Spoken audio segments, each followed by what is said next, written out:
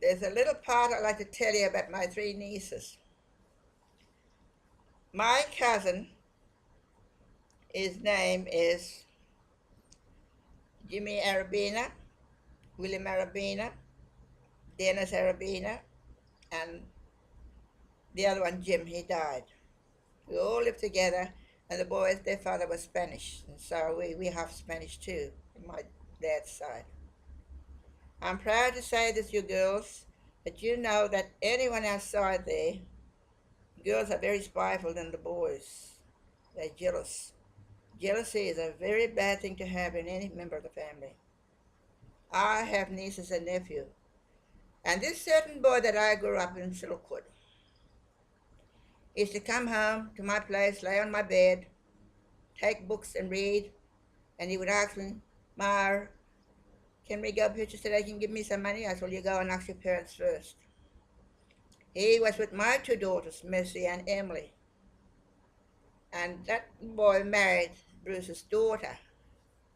She was a bit rude, that when he passed away, they took everything from my home, but while I was with Bruce there, didn't give me a chance, because my mother had died and I had to go to her funeral in Thursday Island. My mum was 81, going on for 82. This year she'll be in November. During that time, permission was for me that I can come back and get my things, belongings after. I had my daughter with me, Mercia. I'm going to York Street, putting the key into the lock. Mercy said, "Mummy, the key won't go and nothing." They switched everything. All my garden that I had taken from Thursday on to plant, such as the island food, as cassava, yam, kutai, and most of all, my green curry tree that I grew from small. Everything was chopped down to the base of nothing left. And Bruce had exchanged it with me, his wardrobe for mine, because mine was smaller than his. And in that cupboard, he had a little body in there. That body was of a person belonged to his tribe in Halifax at Cargill Range there.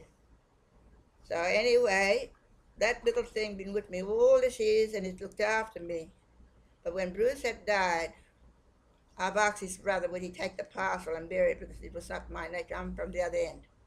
I'm a Kukulanji. And also not only Kukulanji, we are the Yupagati, our penny father. Richard Ahmed is my cousin, he's my younger cousin, but he likes to be a big man, shellfish man, who only think of his own greed. And that many years back, before this started, I've asked all my sisters and brothers to fill papers up. "Oh, we're not Islanders, we're not this, we're not that." So obeyed me. So married Oswald, I signed for myself and my children.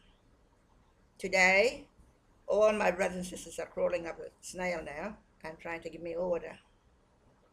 I should say orders. I'm a proud woman, I'm a gentlewoman, I love people. And what I have to offer is not because I want to show off or anything else. It comes from the heart of this woman here that lived the hardest life of my life. I had cancer and I lived through it. I was out for 7 days in a coma after I came out of the operation from having the cancer taken out. From then on, I prayed to God and asked God in my own little way to guide me, to protect me, and look after me, hold my hand and walk beside me every day, which He has done now. I love children of all ages. I love people. But some people think that I'm a talkative woman. Well, if God didn't give us tongue, how would we compromise ourselves and talk and ask for anything? Tongue is the main part of our body. Ask and thou shalt receive, and receive you shall get. Aboriginal people are real timid and lovely people to be mixing up with. They do their own things, they can crochet, they can do many things that white men can't do and can't live in the wild like we can. So give the Aboriginal people, our people, a fair go while they're still young, even the older ones. Now I lost my best boy. His mother and father were in Thursday Island at the time I was 18. Donnie Blitner. He died 2 days ago. 2 days ago, and I didn't know that. 3 o'clock in the morning, the phone rang. I jumped up. I thought it was Mercy because I've seen her name on what's the name there. Turning around, I Mercy rang back and said, "Mum," answered back, I should say, "Why are you ringing at this time of the night?" I said, "Well, you rang me." She said, "No, I didn't." Little did I realize that it was Donnie.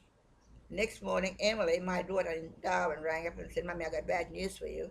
Donnie had passed away at 3 o'clock this morning." Then I thought, oh, well, must have been Donnie. He's been very good to me this year when Mum died, and he called me. I was his eldest sister, which I'm very proud of. To call me, to be their family and not just their own. Their sisters have loved me very much. They took me under their wing. So today I'm going to take them under my wings and look after them like I did to many other children. Many people don't like me at all, really. Certain people think I'm bloody crazy, but who's mad and who's not? Those who can't speak up, they're shy people and timid, they're frightened to talk. But as I said, I got 3 daughters now working. I got 4 boys working. I got the granddaughters working. What more can I ask for? And going for my nieces now, the Arabina family, my sister's children, they are qualified Aboriginal doctors in Brisbane today. And I'm very proud. And they rang me up, each one of them at different times, to say, "Thank you, Auntie Mara. If it hadn't been for you, we would not be where we are today." And I can say, well, this lovely little lady here sitting near me, she's quite a girl herself. There's no need to be a shy person. If you want something, come and ask. I give it from the heart, not because I'm going to talk about it after. But I said, I do the right thing for people, and I expect people to do the right thing by respecting me a little. Aboriginal people today, and you Aboriginal people, the old people, keep up a good spirit. Don't let white men take everything and big eye for money. No. Money is the root of all evil. You don't have money to live, but do it in the right way. Come closer to us. We want to be one family. Australians getting too wide, too many white people coming in. Well, they're not really from Australia themselves. They're from everywhere else. They come in and they're making themselves like they're Australian born, like our, Miss Gillard. She's not from Australia. She's red-headed. She's from Welsh. She's a Welsh. We are the people of Australia. We look after the land. And to eat from the land, fish was given to us, turtle and dugong. In Thursday Island, we live in a little round island surrounded by water. When the boat comes in, we get our food. If the boat don't come in at the right time, what we to eat? Damper and flour. Flour, that's all to make damp for the children. We survived on that. And as I say to you all, for Kerry Arabina, Vanessa, and Diane, my niece, Arabina, they're doctors in Brisbane today, fully pledged. And they have all said, "Thank you, Auntie Mary." What more could I ask for? Thank you. Is that right? I stumbled a little bit. Oh, you guys stumbled.